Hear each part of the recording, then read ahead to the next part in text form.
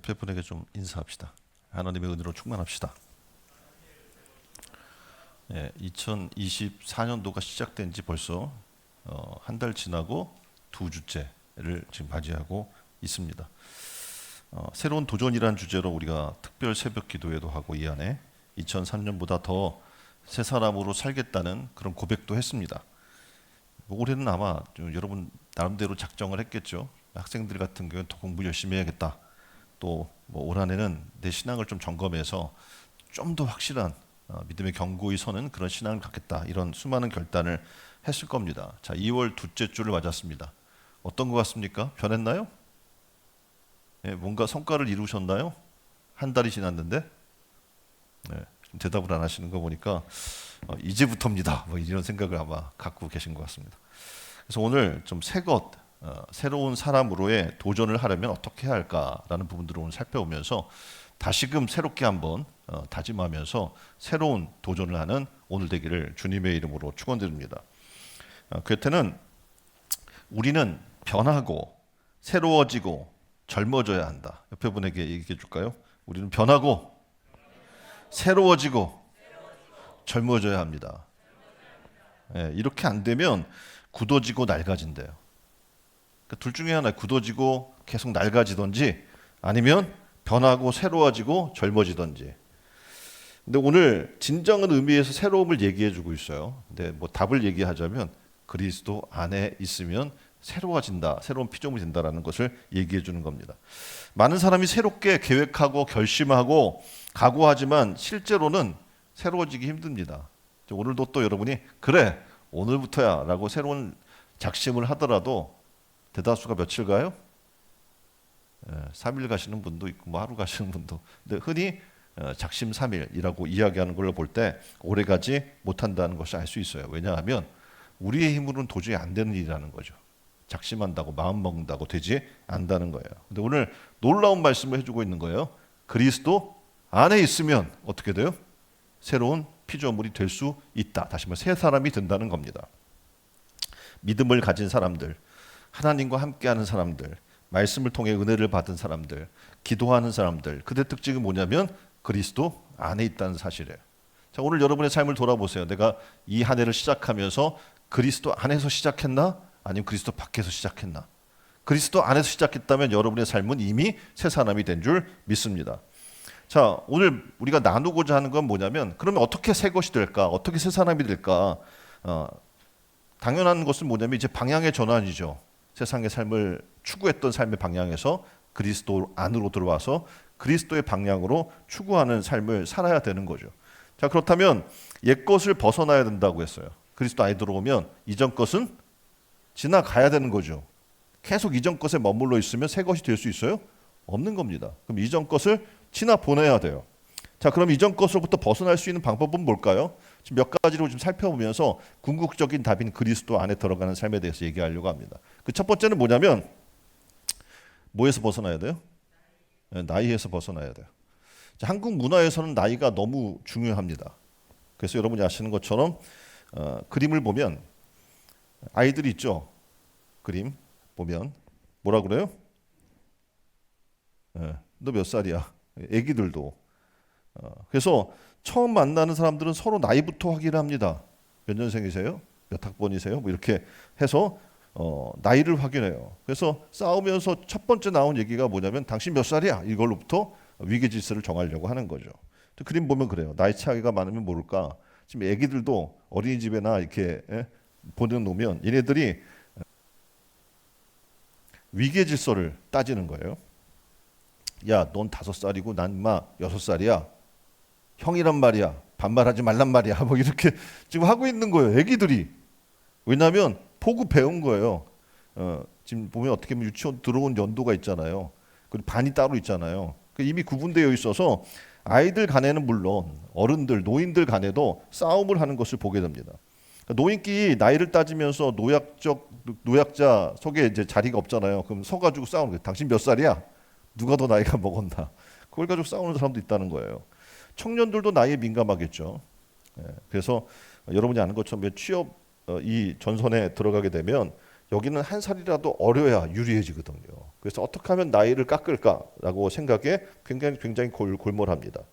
또한 중장년층 같은 경우에도 재취업을 해야 되는데 이것도 어려운 벽이 뭐냐면 나이예요.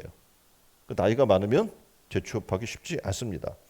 그런데 우리나라에 그 문화가 있어요. 어떤 문화가 있냐면 그림 보면 장유유서라고 하는 글자가 나오죠.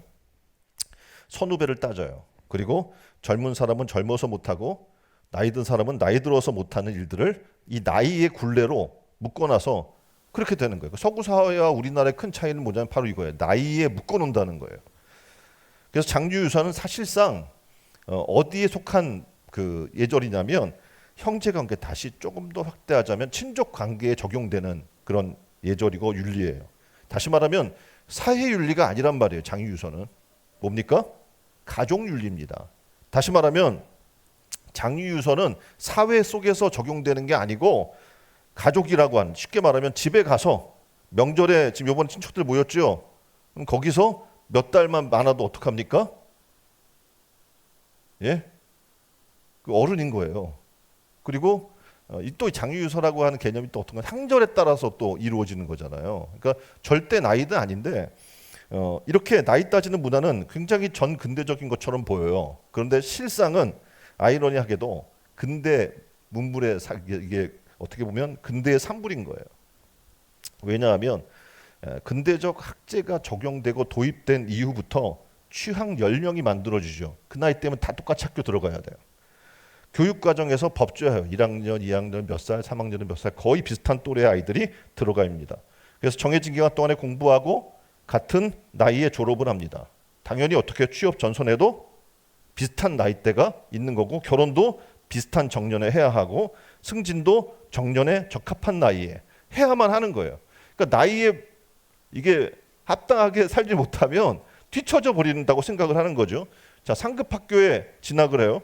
사회생활을 하면서 만난 사람끼리 빨리 생일을 포함해서 입학년도 기준의 학번, 입사년도 기준의 4번 이런 걸 고령해서 호칭 그리고 서열 정리를 하다 보니까 사람들이 진이 빠져요. 제 나이에 정해진 경로를 따라가면 성공한 것이고 제 나이에 정해진 경로로 가지 못하면 실패한 사람이 돼버리게 만든 구조가 된 거예요. 다시 말해서 이 나이라고 하는 것의 굴레 속에서 지금 이 사회가 굉장히 많이 망가져 있는 것을 우리는 보게 됩니다. 그리고 우리도 모르게 이 서열, 나이에 그 맞는 서열에 민감한 그런 사회를 만들고 있게 된 것이죠. 그래서 이전에는 그래도 월반이라는 게 있었어요. 뭐 유급도 있었어요. 근데 이제 그런 게 다 사라져 버렸어요. 능력과 성과보다는 근속 연수가 굉장히 중요한 직장, 그리고 개성과 다양성을 무시하고 획일화되어 버리는 그것을 지향하는 사회가 돼버리고 만 거죠. 이것이 나이 따지는 문화가 사라지지 않는 이유입니다. 왜 이렇게 나이에 연연할까? 이러한 것이 나이에 민감해질 수밖에 없는 이유가 돼버리고 만 거죠. 근데 여러분이 아시는 것처럼 나이가 그렇게 중요하지 않아요. 옆에 분에게 물어보세요. 나이가 그렇게 중요합니까? 근데 그렇게 배우면서 살아왔어요. 나이가 너무 중요해요. 한 살이라도 그냥 하늘과 땅 차이예요. 입학 연도에 따라서 달라지고 군대에도 어떻게 해요? 입대에 따라 달라지고 이런 부분인 거예요. 근데 우리는 성경상으로 들어오게 되면 전혀 다른 문화를 발견하게 돼요. 갈렙 같은 사람을 만나는 거예요. 갈렙은 청년이 아니었습니다. 그렇죠? 80대가 먹은 노인이었어요. 그런데 그는 이야기해요. 젊은이들이나 저 산지를 내게 주십시오 하고 공격해야 될, 전투에 나가야 될 사람인데 다 늙어 빠진 그가 뭐라고 이야기하냐면 저 산지를 내게 주세요. 내가 가서 싸우겠습니다 라고 이야기하는 거예요. 예? 이 갈렙에게 나이는 숫자에 불과하다. 옆에 분에게 얘기해 주세요. 나이는 숫자에 불과한 겁니다. 성경은 우리 그렇게 말하고 있거든요. 근데 우리는 나이를 너무나 계급화하는 그런 문화에 살고 있는 겁니다. 그래서 어떻게 해요? 어려서 못해요. 나이 많아서 못해요. 언제 해요? 못하는 거예요 그냥. 이 나이가 우리를 아무것도 하지 못하게 만들어 버립니다. 그래서 이제는 우리는 이 나이의 굴레를 벗어나십시오. 그래서 새 사람으로 변화되려면 나이의 굴레를 벗어나야 지금 80대이신 분도 갈렙이 되는 거예요. 뭐가 되는 거예요? 갈렙과 같은 청년이 될 줄 믿습니다. 예. 지금 뭐 70대는 뭐예요? 당연히 청년인 거고 이제 80대가 되면 이제 이 나이에 내가 하랴 그렇게 준비할 거야 아마. 그런데 갈렙을 우리가 보면서 성경상에 우리는 나이라고 하는 굴레에 갇혀서 이젠 난 못해, 이제 내 나이에 내가 할 수 있는 게 아니야 라고 스스로 생각했던 부분들이 있다면 벗어나십시오. 그리고 어떻게 해요? 믿음으로 갈렙과 같이 도전하는 또 새 사람이 되는 은혜 역사가 일어나기를 주님의 이름으로 축원드립니다. 두 번째 벗어나야 될 게 있어요. 뭐냐면 뭐라 그래요? 낡은 지식에서 벗어나야 됩니다. 이 한 해. 다시 말씀드리면 아부스만이라고 하는 다음 그림 보면 아부스만은 2010년 보스턴 글로브에 이렇게 경고를 했어요. 여러분은 낡은 현실에 살고 있습니다. 옆에 분에게 얘기해 줍시다. 여러분은 낡은 현실에 살고 있습니다. 이 칼럼을 써서 스타가 됐어요. 그래서 이걸 연구를 한 3년간 다시 집대성해서 어떤 책을 냈냐면 지식의 반감기라고 하는 책을 냈습니다. 다시 말해서 이 지식의 탄생, 확산, 전이, 소멸 과정을 추적해 본 거죠. 그래서 예를 들면 우라늄이 있어요. 근데 이 방사성 동위 원소에는 반감기가 있다는 거예요. 다시 말하면 덩어리 속 원자 중에 절반이 붕괴돼요. 시간이 되면. 지식에도 그래서 뭐가 있다고요? 반감기가 있다는 거예요. 지식도 없어진다는 거예요. 그래서 우리가 배운 지식에 뭐가 있다? 유효 기간이 있다. 라고 얘기를 해주고 있어요. 옆에 분에게 좀 가르쳐 줍시다. 지식에는요 유효 기간이 있습니다. 그가 이제 미국 하버드대 정량사회과학연구소에서 선임 연구원으로 있으면서 이 책을 냈는데 어떤 지식이 언제 폐기될지 우리는 알 수 없지만 어느 분야의 지식 가운데 절반이 낡고 그리고 쓸모 없어질 때까지 걸리는 시간은 예측할 수 있다라고 그가 분석해 본 건데요. 지난 50년간 발표된 간 질환 관련 논문 500편을 프랑스 연구진이 분석을 하기 시작했어요. 그랬더니 이게 과연 계속 사실을 유지할까? 아니면 틀린 게 증명된 게 있을까? 라고 점검하면서 살아있는 이 지식의 양을 조사를 한 거죠. 그랬더니 간 질환의 지식이 45년이 지났더니 절반이 오른 거예요. 많은 사람들, 의학계나 이런 사람들이 조사를 해봤더니 그러니까 과거에 45년 전에는 정설이었고 그게 맞는 거였는데 45년이 지나니까 어떻게 해요? 잘못된 거예요.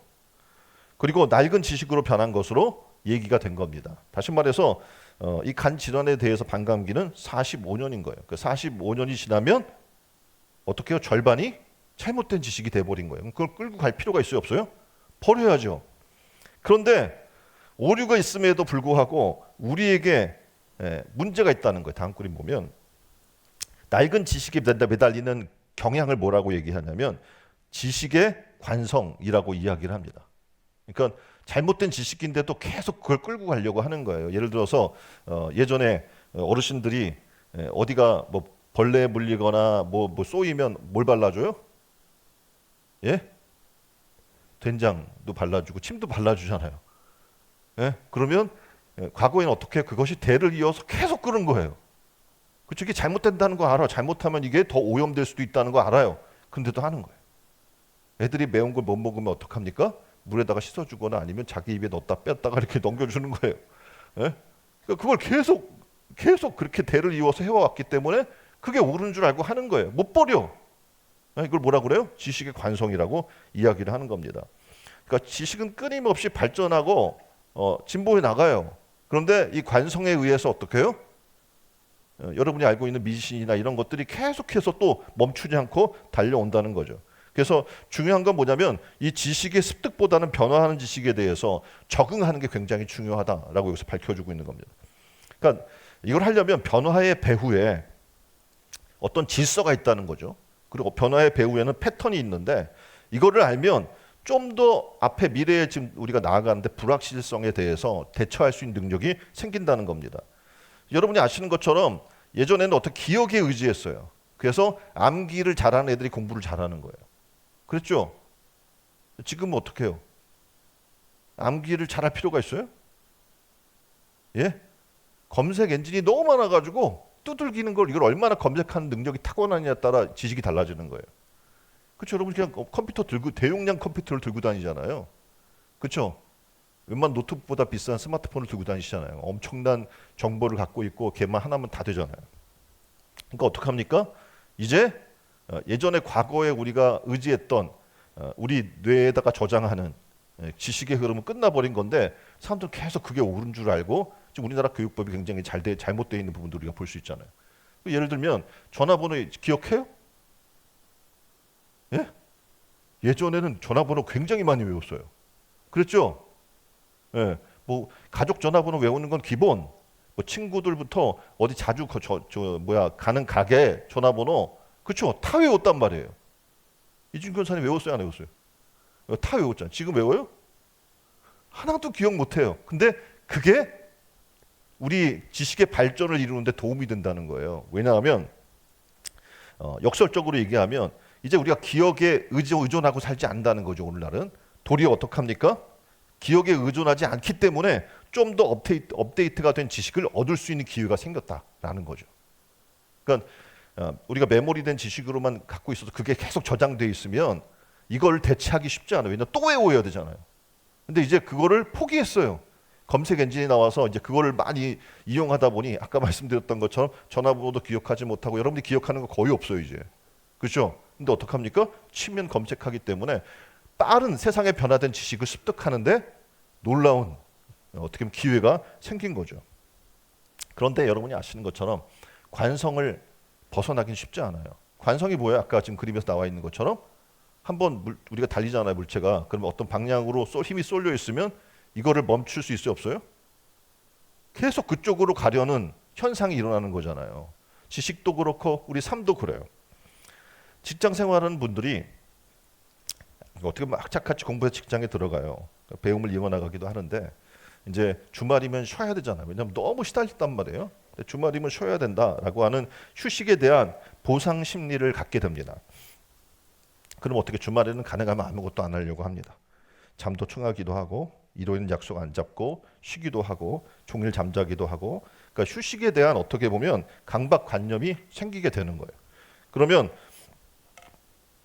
지금 달력 나와 있죠.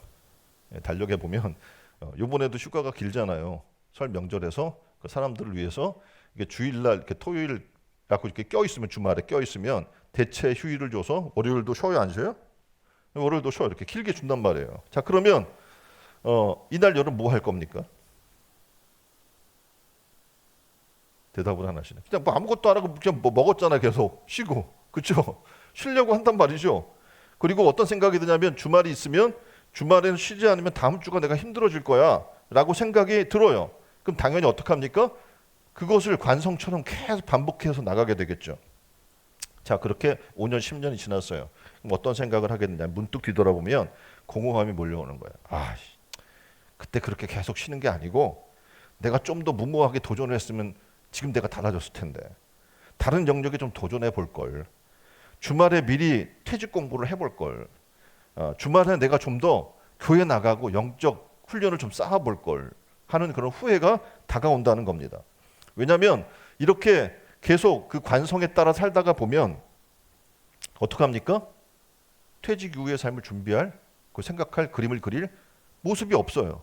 또 이렇게 계속 관성에 의해서 치우쳐 살아가다가는 영적 준비도 될 수가 없습니다.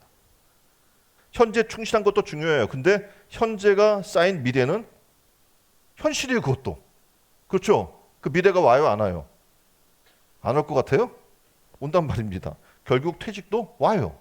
그리고 주님 앞에 설 날도 현실이에요. 다만 여러분이 어떻게 느끼냐면 다가올 현재하고 그리고 그것이 다가올 것이 현재라고 생각 못하고 먼 미래라고 생각을 하기 때문에 관심을 갖지 않는 게 문제라는 겁니다.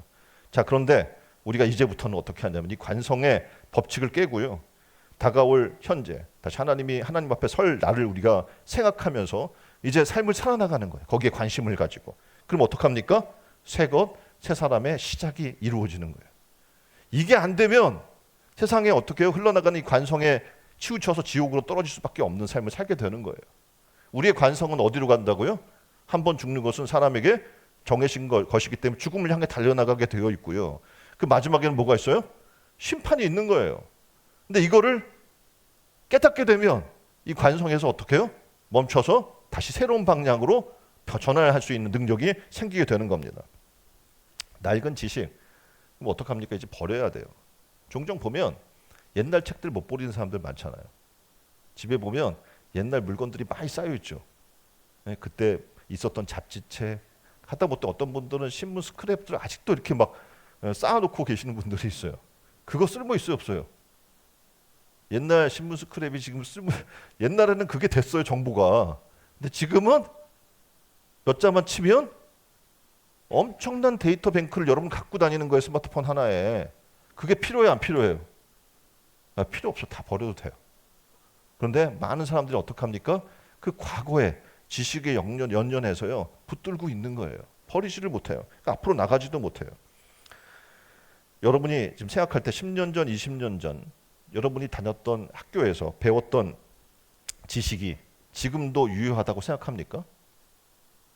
어떻습니까? 변호사님 유효해요? 네, 거의 요즘 다 새 거예요. 그러니까 과거의 걸 의지했다가는 참 미련한 사람으로 책망받게 되는 거죠. 오늘은 왜냐하면 계속 새로운 학문이 나오고 새로운 정보가 나오기 때문에 그래요. 신앙의 삶도 그래요.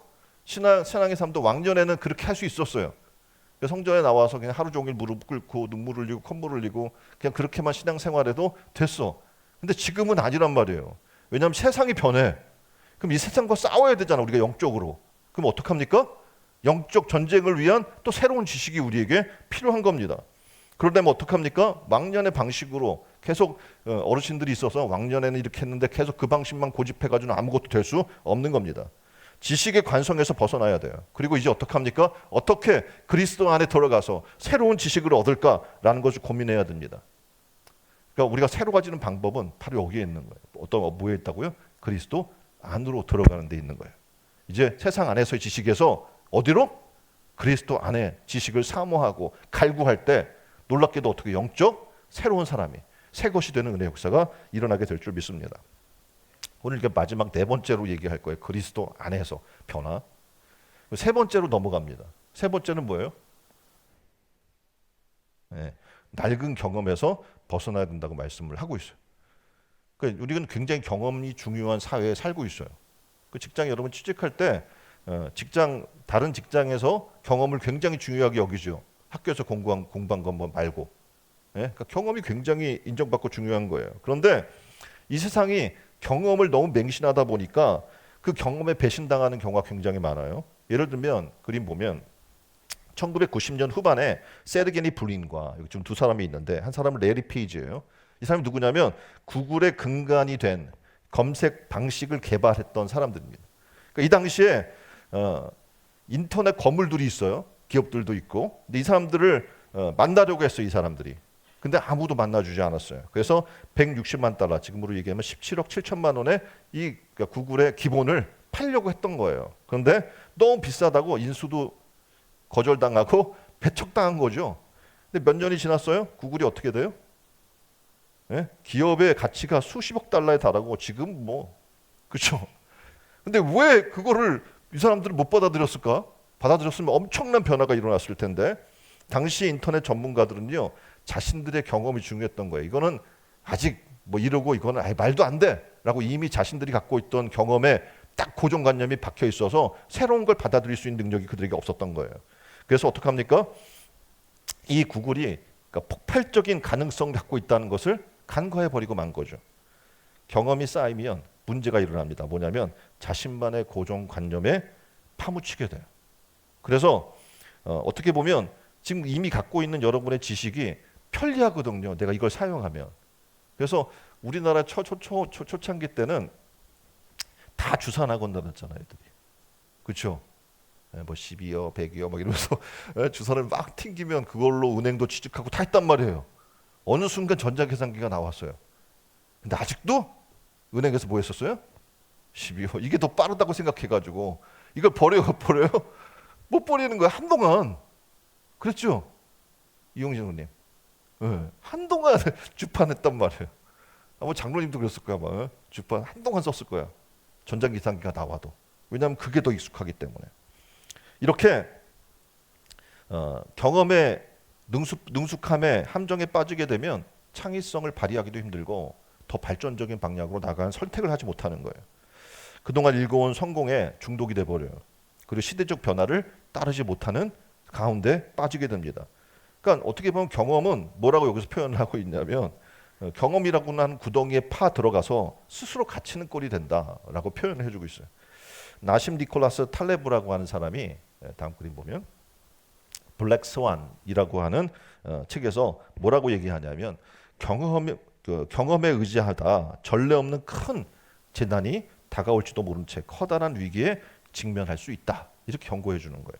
과거에는 흰색 백조만 봤으니까 계속 백조는 무슨 색깔이에요? 백조니까 흰색 백조라고 스완이라고 얘기할 수 있는데 어느 때 보니까 블랙 스완도 나타나는 거예요. 고정관념이 깨지는 거죠. 그러니까 이게 어떻게 보면 경험에 한쪽에 고착돼 가지고 새로운 걸 받아들일 수 없는 자리에 들어가게 되는 거예요. 그렇다면 우리가 이런 경험의 오류로부터 벗어날 수 있는 방법이 뭘까요? 일단 경험이라는 것의 속성을 알아야 돼요. 그리고 경험이라는 것의 한계를 정확히 알아야 그 틀 밖으로 나가서 자유로운 생각을 할 수 있는 은혜가 능력이 생기게 됩니다.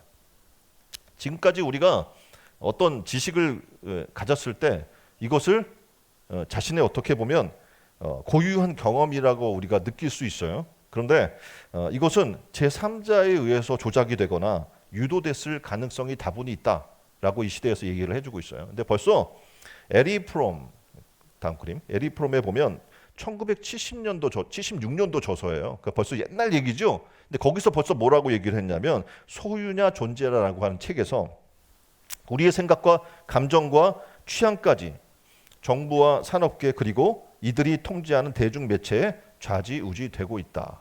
1976년도에 나온 저서 얘기하는 거예요. 대기업과 정치인들은 우리의 경험을 뒤에서 은밀하게 조종할 수 있는 설계자다.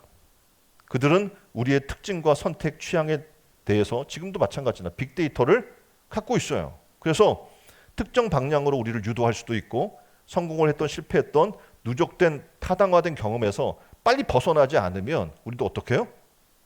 이것이 내 고유한 경험이라고 착각하고 살아나갈 수 있다라고 얘기하는 겁니다. 요즘 시대에는 지금 만통하는 부분들이 있는데 과거에는 우리가 나이 든 분들의 경륜이 굉장히 중요한 지식이고 정보고 능력이었어요. 그렇죠? 왜냐하면 먼저 길을 간 사람들이니까. 근데 지금은 길들이 새롭게 계속 열려서 그분들이 간 길이 답이 아닐 수 있는 거예요.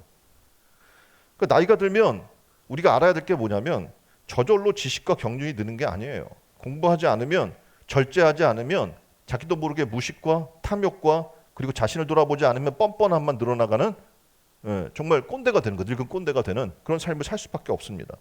그러니까 낡은 경륜으로 포장된 실패한 낡은 경험이 아니라 가보지 않은 길에 대한 두려움이 없어야 돼요. 그 돌진하는 도전 정신과 새로운 상상력이 필요하다는 거예요. 그래서 뭐 지식에 어떻게 보면 그 존경받던 사람이 전 문화부 장관이었던 이호령 교수 같은 사람은 그렇게 살았잖아요. 80이 넘는 나이에도 그 누구보다도 얼리 어댑터라서 새로운 정보를 습득하고 하는 80이 넘었는데도 그렇게 살다가 가신 거 아닙니까? 우리에게도 지금 필요한 게 뭐냐면 이런 새로운 것에 대한 도전할 수 있는 마음들이 필요해요. 그래서 이해를 시작하면서 저는 꿈꾼 게 하나님 말씀해 주신 게 그거예요. 새로운 도전하라. 지금 과거에 의존해서 지금 이만큼 했으니까가 아니라 지금 이곳에서 하나님이 주실 새로운 역사와 새로운 기적과 새로운 능력을 만날 수 있는 기회가 열려 있는 거예요. 뭐 하면? 새로운 도전할 마음을 가지면 되는 거예요. 그것을 두려워하지 않으면 되는 거예요. 만약 여러분 그걸 두려워하고 있다면 이미 늙은 거예요. 그렇죠? 젊어도 늙은 거예요. 그것을 도전할 수 있는 정신과 그리고 그 하나님이 주실 놀라운 미래에 대해서 꿈꿀 수 있는 상상력이 우리에게 필요한 겁니다. 낡은 경험을 경륜으로 포장하고 있는 분들이 있어요. 그분들은 은퇴하고도 권력을 누리려고 고집하고 그리고 자신이 굉장히 뻔뻔하다는 걸 모르고 뻔뻔하게 해나가는 사람들이 있고요. 또 거기에 붙어서 답습해 나가는 분들이 있어요. 저희 교단도 그래요. 너무 오랫동안 교단이 병들어 있는 거예요. 지방에도 그런 나이 드신 분들이 그냥 여전히 한참 은퇴해서 옛날 방식을 가지고 젊은 세대가 올라와 새롭게 하려고 하는 것들을 계속 막아요. 그럼 어떡합니까? 발전할 수 없죠. 개교회도 마찬가지예요. 근데 똑같이 이 정부도 마찬가지예요. 정치인들도 마찬가지예요. 새로운 길을 가려고 하는 젊은 세대의 길들을 어떻게 나이 드신 분들이 그러니까 새로운 길을 알지도 못하고 경험해 보지도 못하신 분들이 어떡합니까? 그건 무조건 안 된다고 막는 일들로 말미암아서 세상에 어떻게 정치가 새롭게 발전할 수 없게 막는 것을 보게 됩니다. 함석호 목사님이 지금 있는 글들이 있잖아요. 뭐라고 얘기했냐면 정치란 덜 나쁜 놈을 골라 뽑는 과정이다. 그러니까 좋은 사람을 뽑는 게 아니에요. 흔히 정치를 우리가 착하고 선하고 흠과 티가 없는 사람을 뽑아서 이걸 뭐 정치하려고 하는데 정치란 뭐냐면 덜 나쁜 놈을 골라 뽑는 거예요. 근데 그 놈이라고 투표를 포기하게 되면 제일 나쁜 놈이 다 해먹는다. 이렇게 얘기를 한 거예요. 이거 한참 돌아가신 지 오래됐잖아요. 그런 분이 얘기한 거예요. 그러니까 어떻게 해요? 지금도 마찬가지예요. 여러분들이 가능하면 어떻게 해요? 이번 총선 때도 어떻게 해요? 좀 덜 나쁜 놈을 뽑으셔야 돼요. 그 놈이다. 그리고 포기하시면 안 되고. 그리고 어떻게 좀 그나마 믿음 있는 사람. 그나마 선한 그들 중에서 개 중에 그나마 좀 난 사람을 뽑으셔야 돼요. 안 그러면 제일 나쁜 놈이 다 해먹게 돼요. 이렇게 우리는 정치에 대해 새로운 것을 기대하기 쉽지 않습니다. 그러나 앞으로 조금이라도 새로운 방향으로 나가려고 하면 어떻게 해야 됩니까? 새로운 시도를 해야 하는 거예요. 우리 앞에 새로운 시도를 하려고 하는데 걸림돌이 있잖아요. 그 걸림돌이 되는 낡은 경험들, 낡은 지식들, 나이의 굴레 이런 것들 어떻게 떨쳐 버려야 될 줄 믿습니다. 우리가 잘한 것은 더 놀랍게도 어떻게 라고 얘기하냐면 교만해져요. 잘하면. 그럼 교만함과 함께 버려라. 옆에 분에게 잘한 것은 교만함과 함께 버립시다. 못한 것은 낙심과 함께 버립시다. 그런 거예요. 이 안에 새로워지려면 여러분이 내가 잘했어. 그럼 나 잘했지. 이거 그렇게 말하면 교만해지잖아요. 교만 함께 버려야 돼요. 그리고 여러분이 못했단 말이에요. 그러면 자꾸 낙심하고 실망해요. 그것도 함께 버리세요. 그럼 어떻게 이제 새로운 것, 새로운 사람으로 새롭게 출발할 수 있는 준비가 된 거예요. 그래서 이 구정 또 한 번의 새해를 맞으면서 새것 새 사람으로 도전하여 살려면 이제 궁극적인 답을 얘기하려고 해요. 어떻게 살아야 할까? 마지막 네 번째입니다. 어떻게 살아야 돼요? 오늘 고린도서 5장 17절. 누구든지 그리스도 안에 있으면 새로운 피조물이라. 이전 것은 지나갔으니 보라 새 것이 되었도다. 이 말씀이 답이에요. 새것 새 사람이 되려면 그리스도 안에 있으면 되는 거예요. 사도 바울이 고린도 교회 성도들에게 예수 그리스도 안에서 변화받고 새로운 피조물이 되어서 새로운 인생을 살아가라고 교훈한 말씀입니다. 바꿔 말하면 예수 그리스도를 믿고 새로워지는 것, 이게 바로 기독교예요. 뭐라고요? 예수 그리스도를 믿고 새롭게 되는 것. 예수 그리스도를 믿었는데 새로워지지 않았다. 그건 믿고 있는 게 아닌 거예요. 편의 분에게 볼까요? 예수 그리스도를 믿으십니까? 이 말은 뭐예요? 당신은 새로워졌습니까? 라는 거예요. 그렇죠? 예수 그리스도를 믿는다고 얘기하면서 새로워지고 있지 않다. 그건 뭡니까? 여전히 이전 것인 거예요. 분명히 그리스도 안에 들어갔으면 새로운 피조물이 돼야지 맞는 겁니다. 이 말씀은 지금 구정을 맞아 새롭게 시작하려는 우리에게 엄청난 희망과 용기를 주는 말씀입니다. 왜냐하면 예수 그리스도 안에 있기만 하면 놀라운 일이네. 누구든지, 그렇죠? 앞에 뭐라고 됐어요? 누구든지, 그렇죠? 누구든지 어떻게 돼요? 잘난 사람이나 못난 사람이나 젊은이든지 늙은이든지 부유한 사람이나 가난한 사람이나 많이 배웠건 못 배웠건 상관없어요. 그리스도 안에 있으면 새로운 피조물이 될 줄 믿습니다. 이 말은 예수 그리스도 안에 있다고 하면서 실제로 예수 그리스도 밖에 있는 사람이 있다는 것을 전제로 하는 거예요. 분명히 나는 예수 그리스도 안에 있다고 생각하고 있는데 그 삶을 보면 예수 그리스도 밖에 있는 거예요. 이런 사람들은요, 교회는 나와도 계속 예수 그리스도 밖에서 배회하는 거예요. 뱅뱅 도는. 그 안으로 못 들어와요. 흔히 세상에서 인싸가 있잖아요. 아웃사이더가 있고. 예수 그리스도 안에 뭐가 돼요? 우리는? 옆에 분에게 얘기합시다. 당신은 그리스도 안에 인싸. 더 이상 아웃사이더가 되지 마세요. 교회 왔는데 맨날 요즘 직분 받고도 교회를 비판하고 뭐 이거 안 돼, 뭐 이러고 있는 거 아웃사이더야. 인싸는 어떡합니까? 그 문제가 있어? 우리 어떻게 해결할까? 이 문제를 서로 머리를 맞대고 해결하려고 하는 게 누굽니까? 인싸예요. 아웃사이더는 어떻게 해요? 계속 비판하고 험담만 하는 거예요. 그게 우리 인싸가 아니지. 신천 의뢰로운 교회 성도라면 어떡합니까? 서로 돌아보고 사람과 선행을 격려하고 문제가 있으면 해결하려고 하는 게 인싸인 겁니다. 이제 변화돼야 돼요. 교회만 왔다 갔다 하는 아웃사이더로 사는 것이 아니라 예수 그리스도 안에 있어야 돼요. 그래야 새로워지는 거예요. 미국 뉴욕에 노먼 빈센트 필이라고 하는 목사님이 적극적인 사고 방식이라는 책을 써서 세계적 명사가 됐어요. 그래서 1년 반 동안 동서양을 두루 다니면서 강연을 하기 시작해서 유명해졌으니까. 그런데 한 번은 기자가 와서 그에게 물어보는 거예요. 어떻게 당신은 그렇게 훌륭한 유명한 그렇게 목사님이 되셨습니까? 라고 질문했어요. 답이 되게 심플해요. 우리 세상 사람은 내가 좀 공부도 했고요. 제가 어디서 공부를 했고요. 뭐 했고요. 막 이렇게 얘기할 텐데 이 사람은 이렇게 얘기해요. 나는 아무것도 아닌데 주님께서 내 인생을 변화시키셨기 때문에 그렇습니다. 바로 주님 안에 있으면 되는 거예요. 이게. 내가 하는 게 아니라 누가? 주님께서. 나는 왜 이렇게 안 바뀌어요? 그리스도 안에 들어오 보세요. 그러면 주님께서 여러분을 변화시킬 줄 믿습니다. 10년, 20년, 30년 교회 다닌다고 바뀌는 게 아니에요. 집사, 권사, 장로 직분 맡았다고 바뀌면 얼마나 좋겠습니까? 그럼 다 직분 주지. 근데 그렇지 않아요. 나는 과연 한번 돌아보세요. 2024년을 맞아서 지금 한 달하고 2주가 지났는데 과연 나는 새로워졌는가? 그리스도 안에 생활을 하고 있는가? 하나님의 능력을 의지하고 그 능력을 믿고 살고 있는가? 그리고 그리스도 안에서 정말 내가 새로운 피조물의 삶을 누리고 있는가? 옆에 분에게 물어보세요. 새로워지는 역사를 경험했습니까?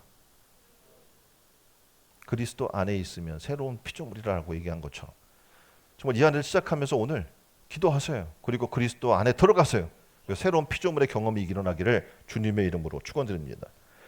미국의 심리학 교수인 게리 콜린스 박사는 이런 책을 썼어요. 당신도 변화를 일으킬 수 있다. 옆에 분에게 좀 얘기합시다. 당신도 변화를 일으킬 수 있습니다. 이 책에서 뭐라고 얘기하냐면 당신의 인생을 예수 그리스도에게 집중시키십시오. 당신의 인생을 예수 그리스도에게 집중시키십시오. 라고 얘기했어요. 예수 그리스도에게 집중하면 내가 변화되는 것뿐만 아니라 다른 사람까지 변화시킬 수 있다고 얘기해 주는 거예요. 우리가 바라는 건 바로 이겁니다. 나 혼자 변하는 게 아니라 다른 사람도 어떻게 해요? 변화되는 은혜와 능력이 있기를 주님의 이름으로 축원드립니다. 2024년 새로운 사람의 변화되기 위해 내 인생을 예수 그리스도께 한번 집중해보는 한 해가 되시길 바랍니다. 그리고 하나님 앞에 충성되기 위해 아까도 얘기했잖아요. 변화하거나 새로워지거나 젊어지지 않으면 굳어지고 뭐한대요? 늙어진다고, 쇠퇴해진다고, 낡아진다고 얘기했어요. 하나님께 충성하기 위해 변하고 새로워지고 젊어지는 신천은혜교회 성도들이 다 되기를 주님의 이름으로 축원드립니다. 그리스도 안에 있으면 새로운 피조물이라고 해서 이 피조물 되는 한 해가 되기를 주님의 이름으로 축원드립니다. 우리 다 같이 한 목소리로 좀 기도했으면 좋겠어요. 하나님, 새것 새 사람으로 변화시켜 주옵소서. 성령의 능력으로 이 시간 부어주셔서 내 안에 부패하고 나이에 매여 있고 낡은 지식에 매여 있고 낡은 경험에 매여 있는 내 삶을 벗어나게 해주십시오. 그리고 그리스도 안에서 새로운 피조물 되게 해달라고 다 같이 한 목소리로 기도하겠습니다. 기도합니다. 사랑과 은혜가 풍성하신 하나님 감사합니다. 그렇습니다. 예수 그리스도를 믿으면 인생의 변화가 일어나야 하는데 우리는 믿는다 말뿐 변화가 되지 않는 우리의 삶의 모습들을 바라옵니다. 하나님 우리를 변화시켜 주시옵소서. 새 것으로 새 사람으로 변화되기를 원합니다. 우리가 매여있던 나이에서 벗어나게 하시고 하나님 낡은 지식에서 벗어나게 하시고 낡은 경험에서 벗어나서 그리스도 예수 안에 새것 새 사람으로 변화된 놀라운 내 역사가 일어나게 하여 주시기 원합니다. 하나님 감사합니다. 2024년을 시작되면서 다시 한번 우리의 삶을 돌아볼 수 있도록 축복해 주시니 감사합니다. 하나님 이 한 해 우리가 새것 새 사람으로 변화에 도전을 하기를 원합니다. 하나님 그렇습니다. 나이가 들어서 못한다고 하고 어려서 못한다고 하고 여러 가지 상황 속에서 우리는 나이에 매여 있습니다. 하나님 갈렙과 같이 나이의 굴레에서 벗어나게 하여 주옵소서. 할 수 있거니 무슨 말이냐. 믿는 자에게는 능치 못함이 없다라고 말씀하신 그 말씀을 의지하고 살아나게 하여 주옵소서. 우리의 낡은 묶여져 있는 지식에서 벗어나게 하여 주옵소서. 우리의 낡은 경험에서 벗어나게 하여 주옵소서. 그리고 그리스도 안에 있으므로 새것 새 사람의 변화가 우리 모두에게 일어나게 될 줄 믿습니다. 하나님 오늘 이 시간에도 나는 죽고 나는 주 예수 그리스도로 말미암아 다시 나는 놀라운 은혜의 역사가 일어날 줄 믿습니다. 또 계속 이어서 우리가 하나님 새로운 도전이라고 하는 또 기관 부서별로 토의를 하고 각 그 기관의 목표들을 이야기할 텐데 하나님 함께해 주셔서 우리가 우리 자신을 돌아볼 때 성령께서 개입하여 주셔서 새로워질 수 있는 마음을 주시고 새로워질 수 있는 생각을 주시고 새로워질 수 있는 그리스도 안에 거하고자 하는 피조물되는 역사가 일어나게 하여 주옵소서. 우리의 생명이 되신 예수 그리스도의 이름으로 기도합니다. 아멘.